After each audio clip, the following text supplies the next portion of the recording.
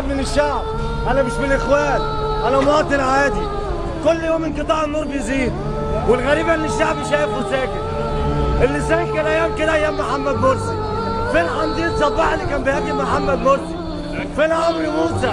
فين السيد بدوي؟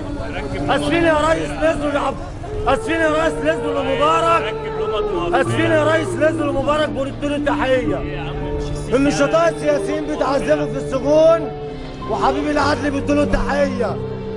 25 يناير هو عبد الفتاح السيسي قالها بنفسه، انا هطلع كل الضباط المحبوسين، وحقق فعلا طلع كل الضباط المحبوسين طيحهم.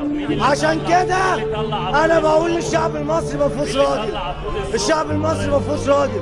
لو في راجل امريكا مش هتقسم البلد، انما البلد مصر اكبر من الاخوان واكبر من مرسي واكبر من اي حد. عبد الفتاح السيسي مسنود من مين؟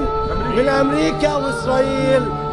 على اخر الزمن احنا بنستنى اكل من الامارات والسعوديه. على اخر الزمن الامارات والسعوديه بتاكلنا. على اخر الزمن يا شعب يا واطي، الامارات اللي كانت بتخاف من عبد الناصر وتعمل له مليون حساب، النهارده الامارات بتدينا يا واطيين، يا شعب واطي، يا شعب خواف، يا شعب خرون. والله ما في راجل. وانا على فكره وانا بقول على مسؤوليتي الشخصيه، انا اتضح لي ان الاخوان المسلمين اشرف من عبد الفتاح السيسي، اشرف من عبد الفتاح السيسي، اشرف من عبد الفتاح السيسي. ليه؟ عشان واحد منهم قال كلمه، احنا عندنا استعداد كاخوان مسلمين نموت نفسنا عشان خاطر الوطن، نحبس نفسنا عشان خاطر الوطن. ماشي؟ انا عايز اوجه رساله للمؤيدين عبد الفتاح السيسي. الاعتقالات شغاله، الاعتصامات شغاله، الطلق شغال، كل حاجه شغاله. ماشي؟ القصه مش قصه محمد مرسي، لا استقلال وطني.